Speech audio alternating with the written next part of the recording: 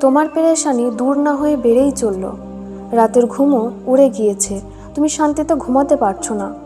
সব সময় মন খারাপ এবং পেরেশানিতে ডুবে থাকছো। এর থেকে বেরোনোর কোনো পথ খুঁজে পাচ্ছ না। নীরবে বসে কান্না করে তোমার রবকে ডাকছো আর ভাবছো আল্লাহ কখন কোন বলবেন।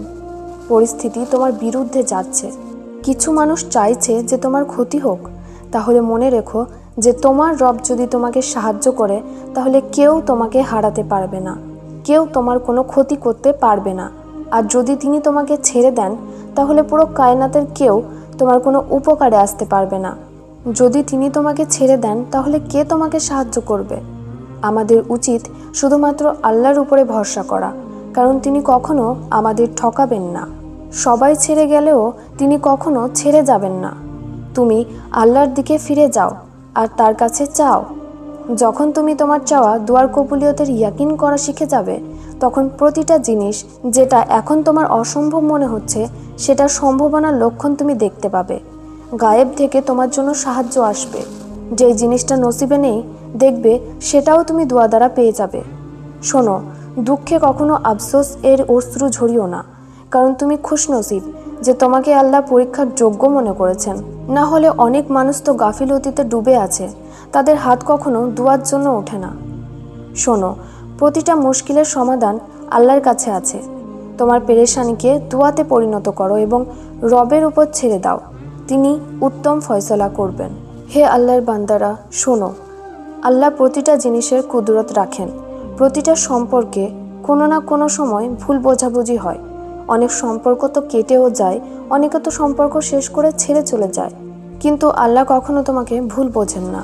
তিনার অবাধ্য হবার পরেও তিনি তোমাকে একা ছেড়ে দেন না, বরং অপেক্ষা করেন যে কখন তার বান্দা তার কাছে ক্ষমা চাইবে, ইস্তেগফার করবে, আবারও তিনার কাছে ফিরে আসবে। তিনি কখনোই তোমাকে ছেড়ে দেন না। তিনি তোমাকে 70টা মায়ের থেকেও যে অধিক ভালোবাসেন, আর এটাতে কোনো সন্দেহ নেই। তুমি বাস ভেঙে পড়ো না, তাকে ডাকো। দেওয়ার মালিক তো বলেছেন যে শীঘ্রই তোমার রব তোমাকে এত দিবেন যে তুমি খুশি হয়ে যাবে।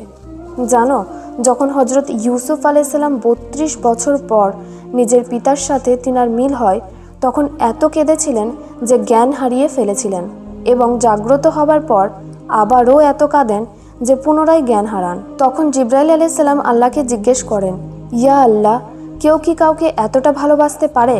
তখন আল্লাহ বলেন, হে জিব্রাইল, আমি আমার বান্দাদের এর থেকেও 70 গুণ বেশি ভালোবাসি। আল্লাহ তোমাকে অনেক ভালোবাসেন।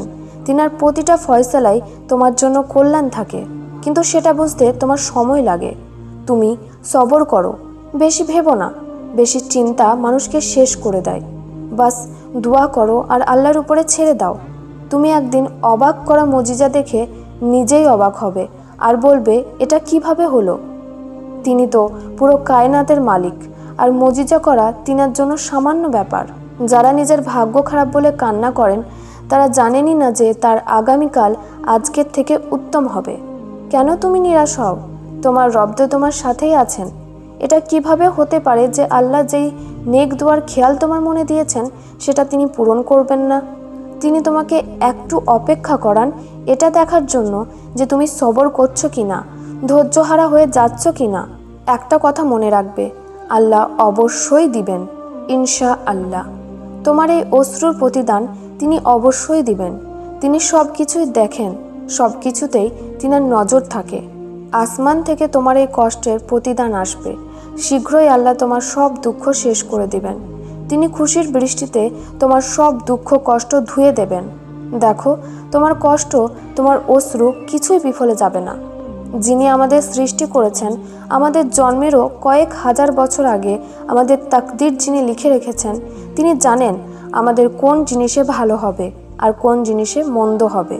তাই তার উপর ভরসা করুন। তার উপরই সব আশা ভরসা সুখ দুঃখ সঁপে দিন, তিনি উত্তম করবেন।